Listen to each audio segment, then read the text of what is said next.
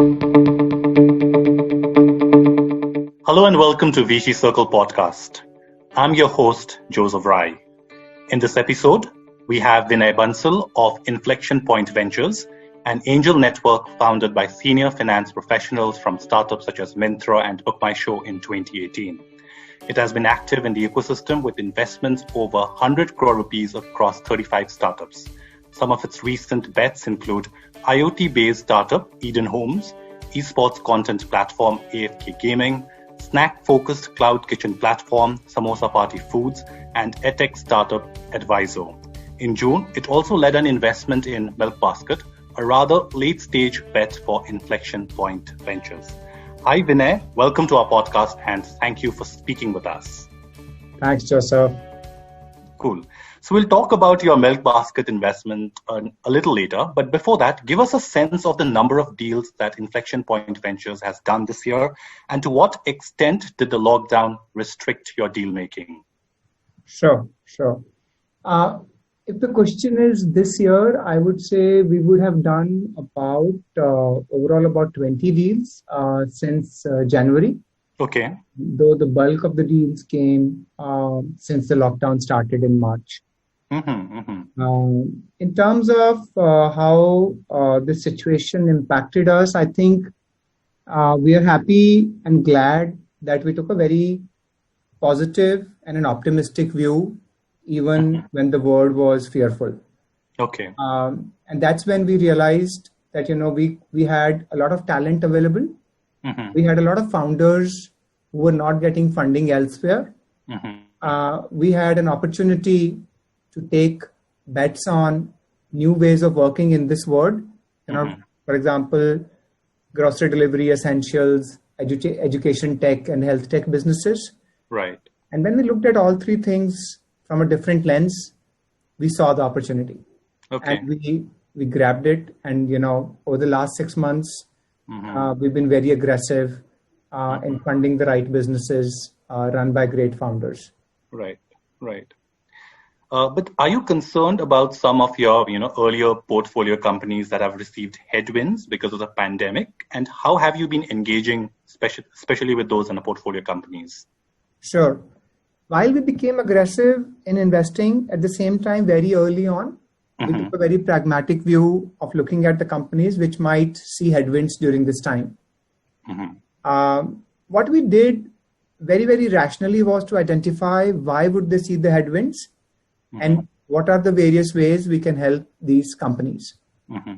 Some of these were helped by helping them raise follow-on fundings, while others reconnecting them to strategic players and helping them get a helping hand to grow while the situation is still not fully recovered.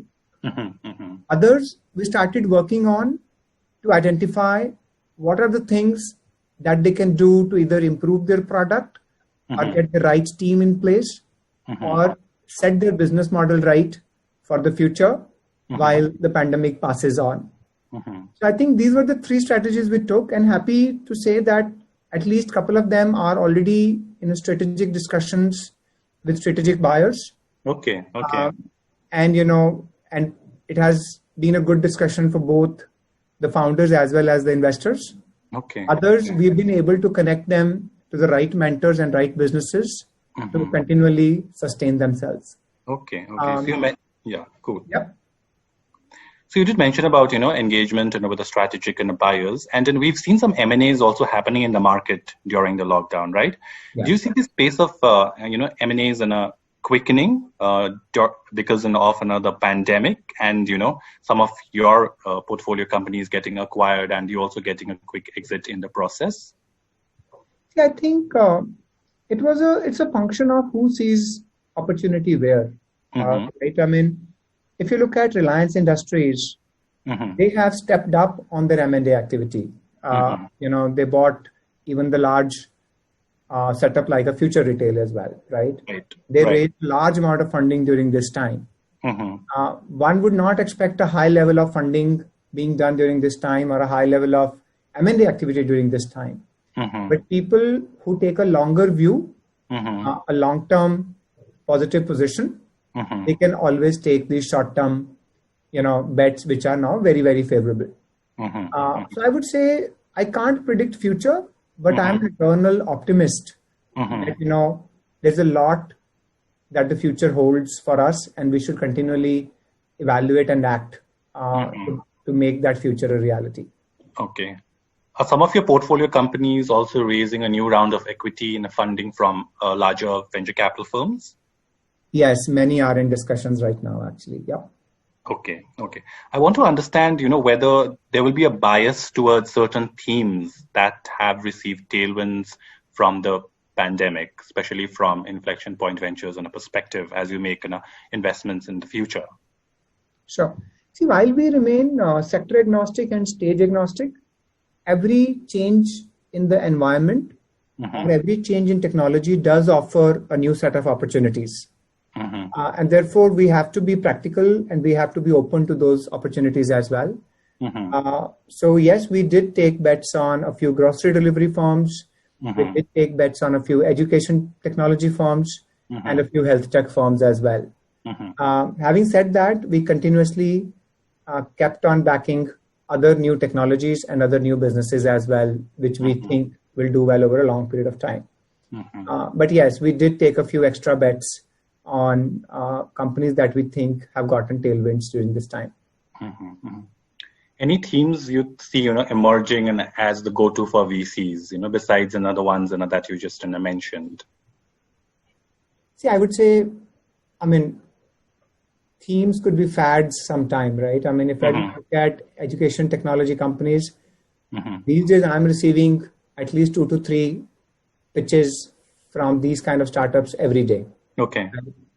But we are very conscious of investing behind the right founders and the right business model, which is sustainable for a long period of time. Okay. So we'll continuously be open-minded and continuously evaluate every individual startup from the lens of sustainability, from the lens of great business, and from the lens of great founders. So we really do not want to bias ourselves with any of these specific situations. Cool. So Inflection Point Ventures also invested in Milkbasket earlier this year. It was unusual for an angel network to lead quite a late stage investment in a startup that already has the backing of other larger venture capital firms. What was the thought process behind it? Sure. So as we say that, we fund great businesses led by great founders, we also saw a tailwind, in this business. We had engaged with the business a little bit earlier, almost in January, where we sat down with the founders and laid out a path to profitability for the business with our expertise of having turned around many other businesses. And we were already on the path to improve the profitability significantly. During that time, we also realized that while we helped the business grow profitable, we could fasten that process in the March to April time period when things changed. So while we were anyway funding the business with a certain amount that was committed in January, we just upped the amount in April-May timeframe to make it almost $2 million and lead the round.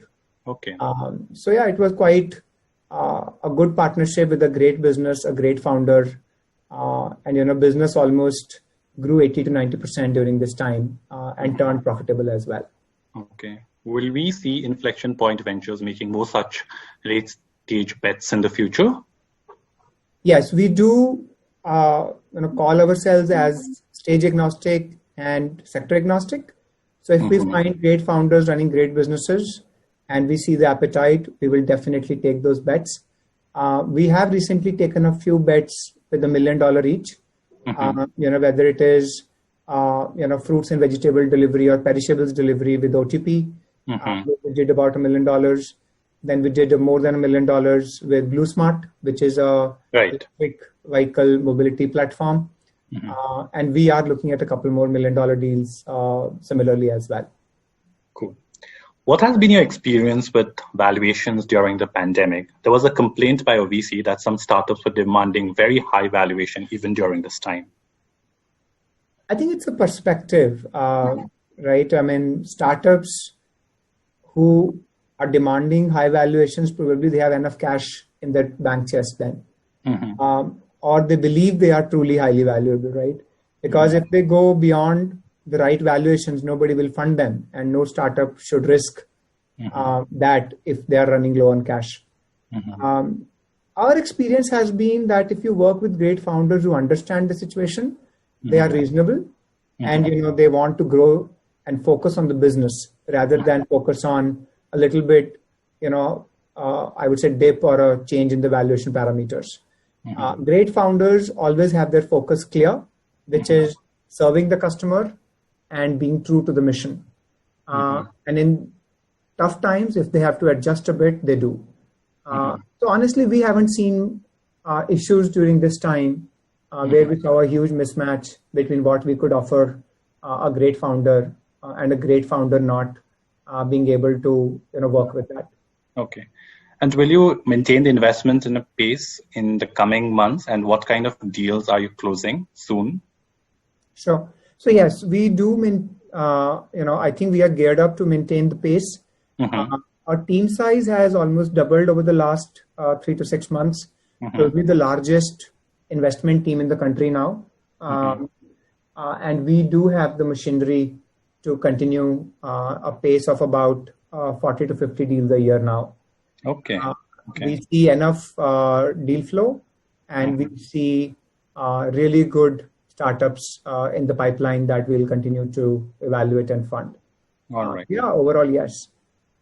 Okay, cool. Thank you, Vinay, for speaking with us. And that's all we have in this edition of VC Circle podcast. Thank you all for listening. Take care and goodbye.